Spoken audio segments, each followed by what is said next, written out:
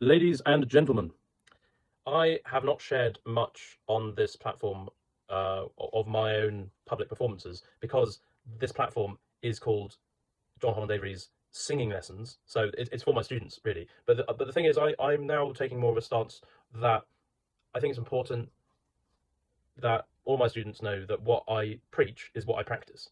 Um, in the sense that everything that I teach in a lesson, I can actually do, or I can say why we're doing it. Because obviously I have not changed gender and I have not sung mezzo soprano and I have not sung soprano. But I have worked with Alistair Brookshaw, who teaches West End musical theatre singers, and I have worked with many singing teachers who have vast experience working with female voices. And I'm constantly thinking about how female voices work and can work because that's the important thing. But as a man, I obviously can show what I can do as a male singer, and therefore that hopefully correlates for what other men experience. Because the beauty of my understanding of singing is that singing is never actually been something that's come to me naturally. Like ultimately, I've had singing lessons. I've been fortunate to have singing lessons for most of my life, starting when I was about 11 or 10. The first sort of proper singing lesson started around that time, and I sang through my voice changing as a teenager, and I know a lot about that kind of thing from experience. So that's why this is why I'm a good teacher, is because ultimately I've experienced a journey, and I've also experienced my own problems with vocal development, you know, to some extent because of singing teachers who unfortunately didn't know better. But that's why if you have an issue with a singing teacher, find another one, right?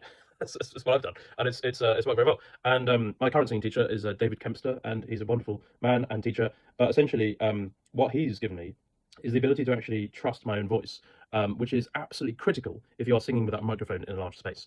And I believe that opera is about distance. Opera is a genre of music which has evolved since the early 1600s in Italy, and it was performed with the idea of Greek theatre in mind. So this is why you get amphitheatres in Italy, the largest being Verona. And these are places where acoustics were considered, even though it's outdoors. How does sound travel? This is the fascinating thing. And this is why I believe that in my own life, I am very lucky to use St Mary's Staines for my own practice, where I am able to measure my uh, skill as a singer who doesn't need a microphone for lots of music. And but I will say that as long as you just have to form a relationship with a church or with anywhere which is a large space, and just practice in the large space and record yourself from a distance. At least 30 feet, if not 50, because if you can project in that distance, you will never come unstuck in a performance. Um, Unless of course the venue is bigger than that. But if you develop that relationship with yourself, which is, this is my voice, these are the sounds that I need in order to be heard. It doesn't matter whether you're singing karaoke in a pub or whether you're in another venue. You have a relationship with your voice, and that's the important thing. I'm not going to share two videos. The first is me singing the bass aria "O Isis sunt Osiris" from Magic Flute by Mozart. And if you want to look up what the words mean, then do. But it's basically just sort of you know a prayer. It's a prayer, if you like. But essentially, it's not because I don't know what it means. You know, it is. But the critical thing is, I'm not a bass, but I use that repertoire to try and develop the low end of my voice. And it's interesting. You can hear what is heard. I was dealing with. It was very cold in the church, and I've noticed that when it's very cold, it actually affects the vocal cords more than anything else, because but the vocal cords won't meet as well, and there might be a bit of constriction with muscles in the throat, and that's why actually you can sing well when it's very cold, but it's hard. What you have to do is you have to breathe deeper. The muscles around your diaphragm and maybe abdominal muscles become much more compromised, and it means that, so basically you have to breathe better in a very cold environment, cold and large environment. So, but I could still sing fairly well in spite of it being quite cold, as you can hear, and I'm very happy with those noises. Should I be hired to sing Sarastro in a large theatre? No, but I shouldn't, because you actually, it is difficult to hear some of those bottom notes. But I know how loudly I would sing it. But the whole point is the distance. So basically, I'm very happy with that. That's why I'm sharing it. And then the next thing I sing is some Verdi, which is from an aria from Un ballo in maschera, which is one of Verdi's operas, and it's just the sort of the second section of the aria. And what's very interesting to me, I don't know if you can hear this, is in the clip I sing it badly initially. I'm kind of using the same subglottic pressure that I'm using in the Sarastro. I'm using that, and it doesn't work going to the top. So instead, I just think of a rounder sound going into the top of the voice, so higher, because it's not bass, it's baritone. And I would say it's the same volume. it's basically the same volume as the Sarastra, even though I'm actually giving less effort involved. I think it's very interesting, very revealing, and ultimately, that's again, I was dealing with the cold, so I could sing Verdi, and yeah, and the reason why I'm singing Verdi a lot in my own practice is because it's very challenging music for baritone, um, and I personally think if you're a classical baritone, you should be singing Verdi because it is demanding, and even if you think, oh, I'm a lyric voice or whatever, you can still sing it. It's just you've got to approach it differently, depending on what kind of baritone you view yourself as. I just see myself as a baritone. I don't categorize because I sing a wide range of music. Yeah. So anyway, I hope you've enjoyed. Hope you enjoy watching. Cheers.